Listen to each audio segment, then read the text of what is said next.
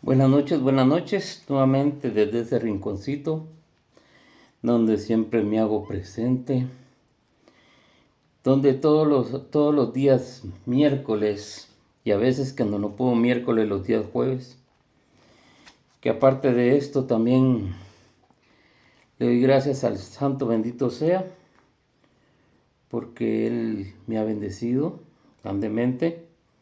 Primero me ha bendecido con mucho conocimiento en lo que es la Torá, principios básicos de judaísmo, y por eso alabo y bendigo al Santo bendito sea, cada día comprometiéndome más con mi audiencia y cada día comprometiéndome más primeramente con el Santo bendito sea y luego con ustedes, ¿verdad?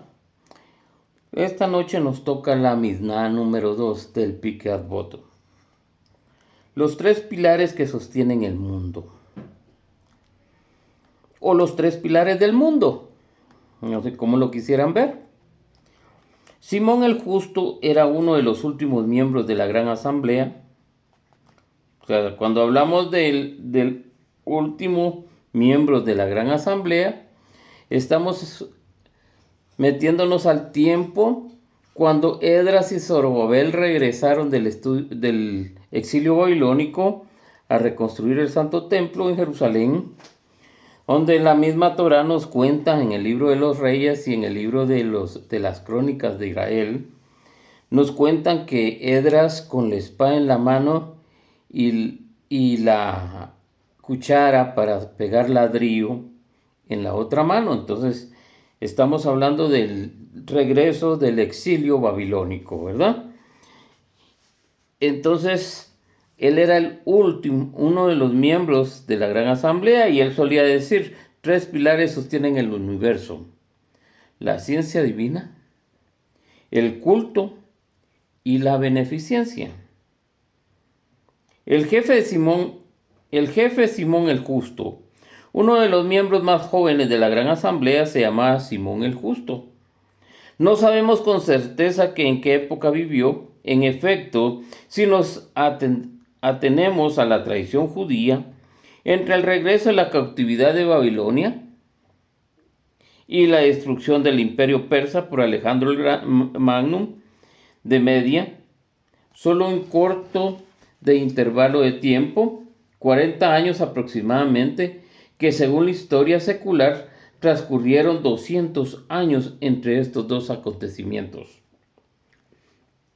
El Talmud de Jonás 69a nos dice que el sumo sacerdote Simón se puso a la cabeza de un grupo de sacerdotes a caballo y le condujeron ante el conquistador macedonio.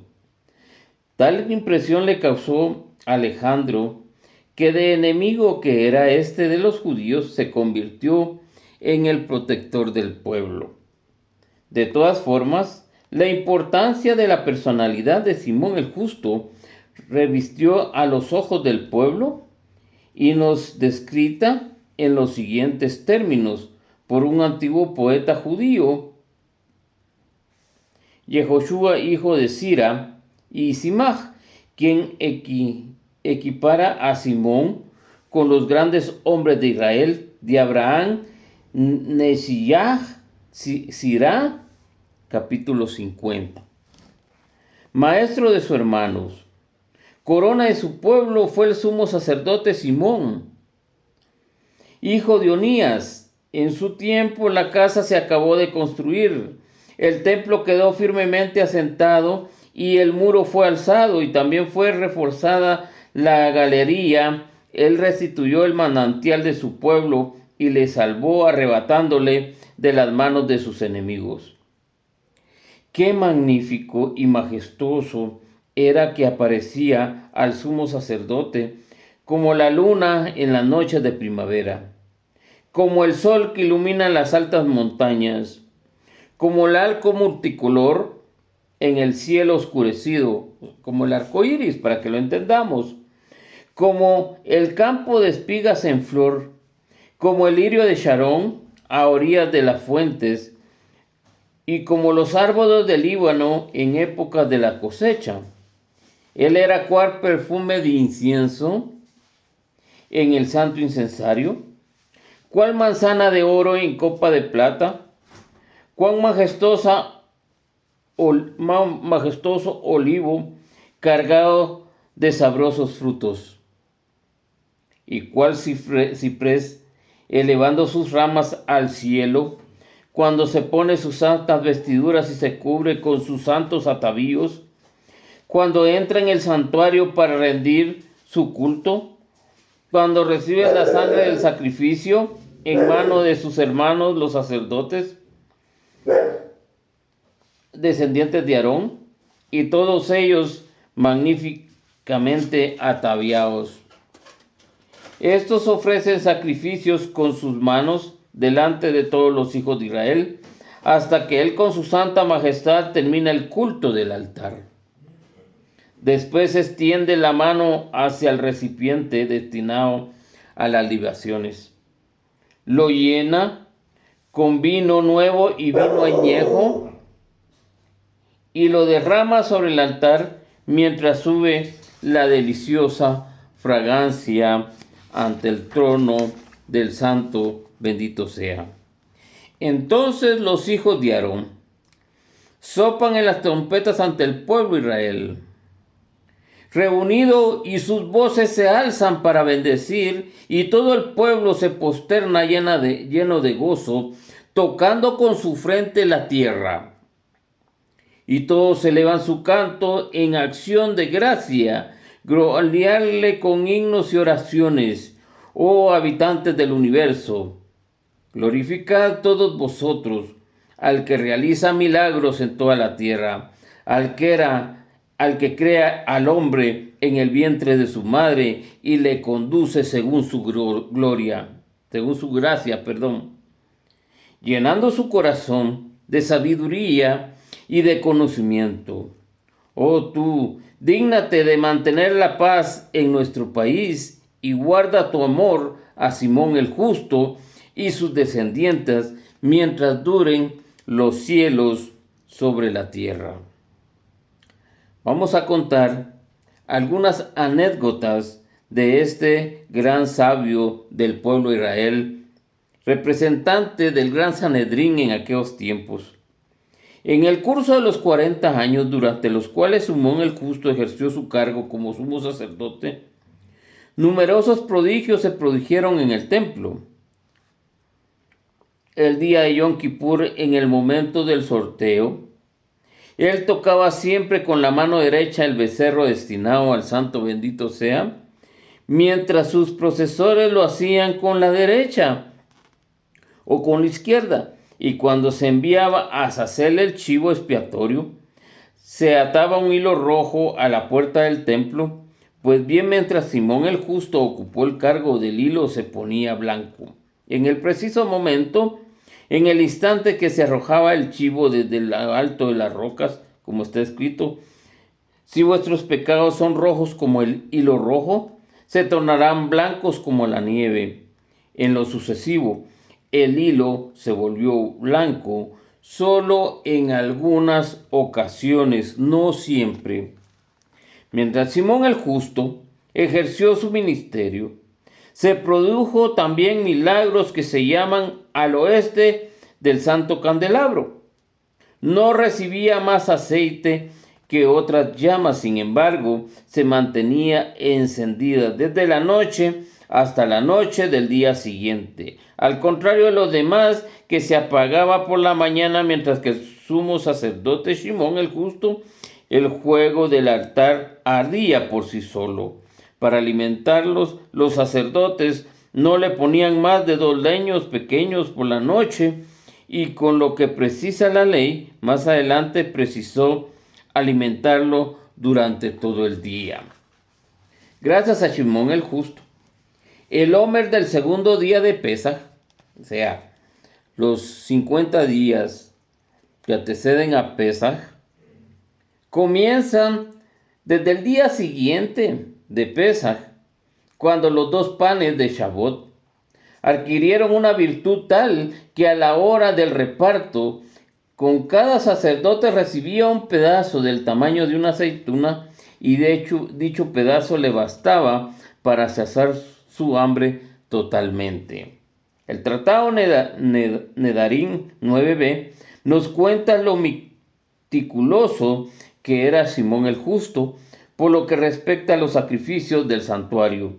Cuando un hombre había hecho votos de vivir como nazir, o sea, como nazareo, o de no beber vino y de no exponerse al contacto de un cadáver, de no cortarse el cabello, ni la mala suerte le ocasionaba que dejarse de ser puro, tenía que volver a empezar como si contara el tiempo dedicado hasta entonces de la abstenencia.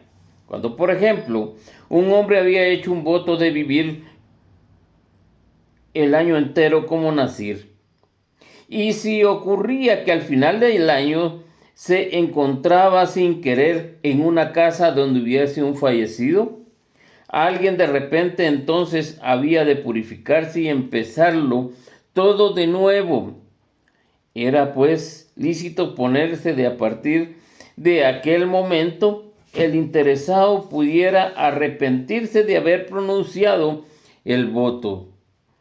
Por esa razón, Simón el Justo se negaba a probar de un sacrificio expiatorio ofreciendo por un nazir que tras caer en estado de impureza, volvían a cumplir su promesa y solo usó una excepción a la regla.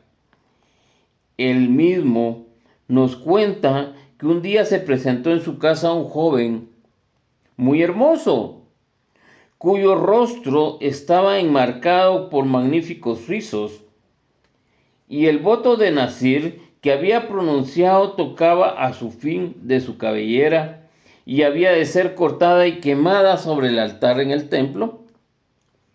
Le dije entonces, hijo mío, ¿qué te motivó, qué te impulsó a santificar tu espléndido cabello? A lo que repuso, soy pastor y guardo el rebaño de mi padre. Un día fui a la fuente de agua. Cuando vi mi imagen en el agua clara, me llené de vanidad. Enseguida hice el voto de consagrarle a Hashem la hermosa cabellera que era la causa de mi autosatisfacción. Entonces me levanté, proseguí y Simón el Justo le abracé al muchacho y le dije, ojalá todos se consagraran al Nazarato, obedecen la inspiración tan noble y pura como la tuya. Ahora vamos a tratar de demostrar la máxima predilecta de Simón el Justo, que hubiera bastado por sí sola para garantizar la inmortalidad de su nombre en este universo. El equilibrio del mundo. La máxima de Simón el Justo mencionada por frecuencia tiene un valor universal. Al parecer, ningún otro hombre pronunció jamás una máxima tan profunda, ni de tanto alcance. El origen, la meta final, la existencia del mundo están contenidos en este enunciado. Si tomamos la palabra mundo en el sentido corriente de humanidad entera, sentido que hubiera la expresión todo el mundo, sinónimo de toda la gente, entonces su significado es sencillo. Pero si entendemos por mundo el universo, es decir, la creación entera, la palabra del sabio se ilumina entonces y se hace patente que en opción de los maestros, Hashem ha creado el mundo solamente para el hombre. Porque existen tres mundos. El primer mundo, el lugar de los espíritus puros, que son los ángeles. Y eso lo conocemos en hebreo como Olam Hashizli. Y el segundo lugar, el mundo de los astros, Olam Hagalim. En el tercer lugar, el mundo de abajo, en el que reina el hombre, el Olam Hatatón.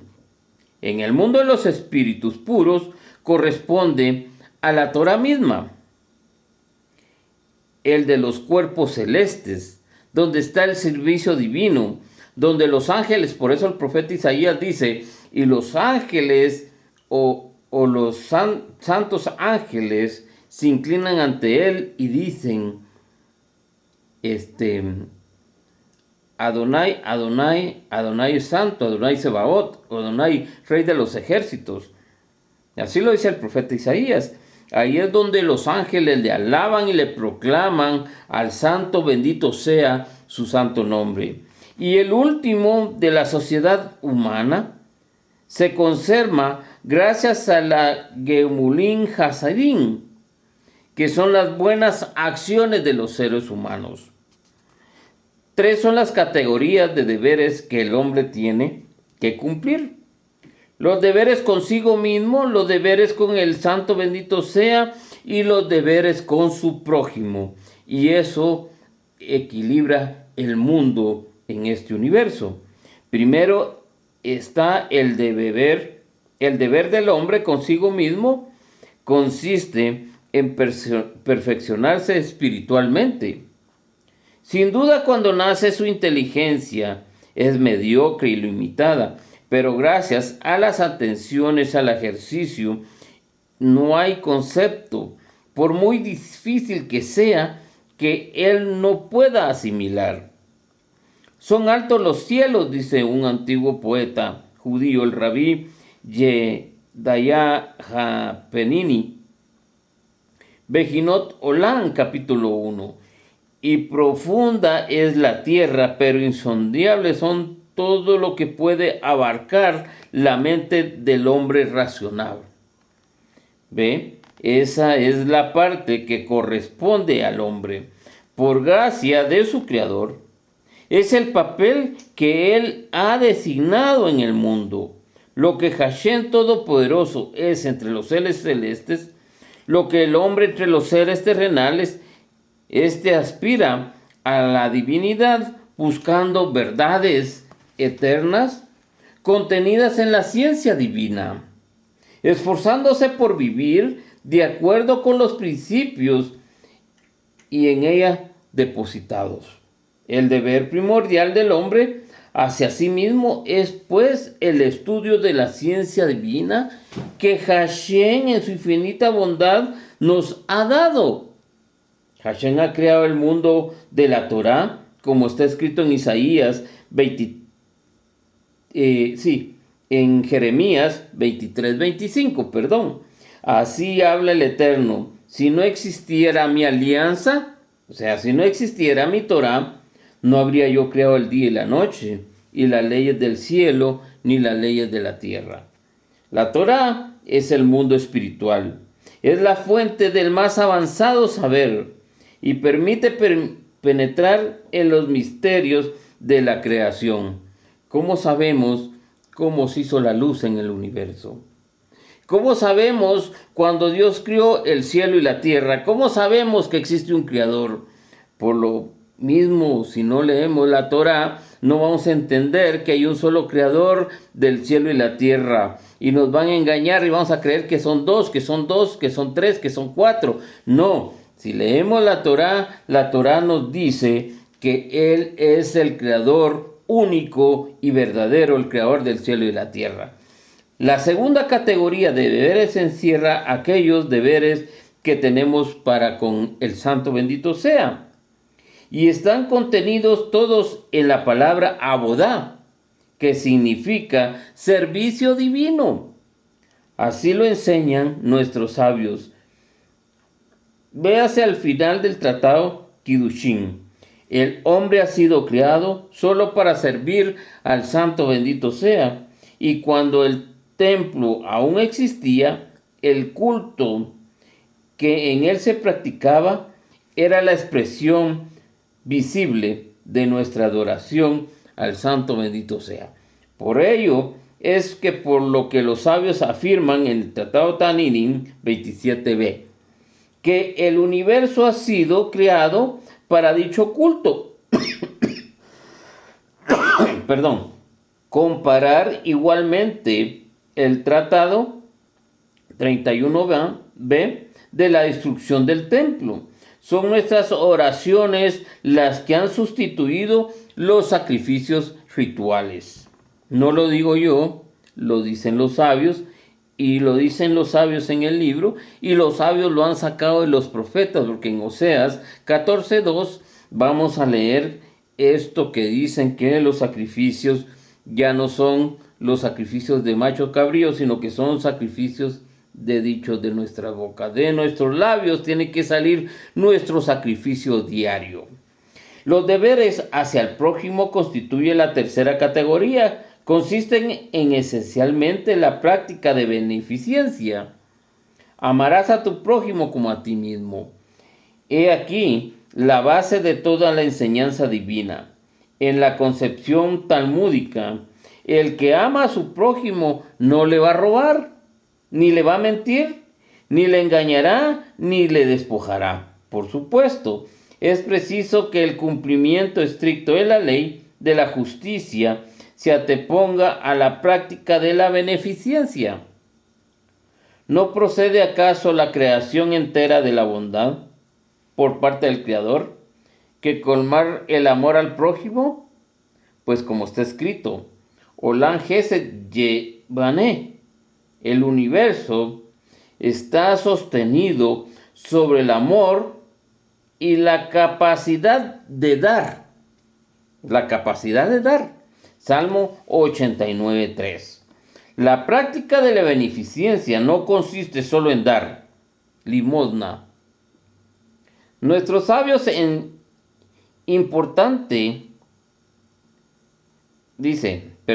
nuestros sabios enseñan en el tratado Sukkah 49b que la Gemini Hasidim es más importante que la limosna. ¿Cómo así? Por 3 motivos. Para hacer limosna basta con tener dinero. Para darle de comer a alguien basta con tener dinero. Mientras que el acto de amor puede consistir tanto en el don material como en el don de sí mismo.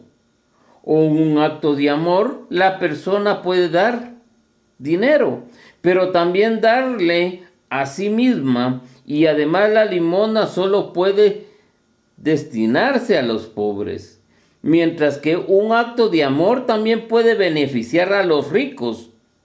Por último, las limosnas no interesan más que a los vivos.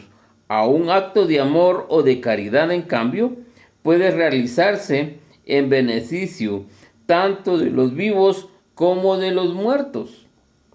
No hay mayor sedaca que enterrar a una persona. Dicen nuestros sabios en el tratado que cuando Hashem consultó a los ángeles a propósito de la creación, los ángeles de paz y los ángeles de verdad le desaconsejaron que criara al hombre, pero el ángel del amor se presentó ante el trono del Todopoderoso y le dijo: créalo, Dios de la bondad, pues practicará la caridad en esta tierra. Y Hashem crió al hombre para que hiciera la obra de la caridad. Y en la Mishnah, los 3 principios están mencionados en el orden en que el hombre los practica durante su vida. Desde la niñez, el niño debe empezar a estudiar la Torá. Al cumplir su 13º año, debe empezar a servir a Santo bendito sea, pero solo en edad más avanzada. Cuando alcanza una posición independiente, consigue practicar la caridad en este mundo. Estamos avanzando ya en la segunda Mishnah. La próxima semana estaremos con la tercera Mishnah del Pirkei Avot. Ya vamos por los días décimos del Omer. Entonces estamos avanzando la segunda Mishnah Estoy impresionado que gracias a Hashem les ha gustado. A veces no se necesita que sean miles los que lo escuchen a uno. Con uno solo que lo escucha a uno y que se le quede y que este uno lo lleve a otras personas es una gran satisfacción para mí y para el cielo. Primeramente para el cielo y luego para mí.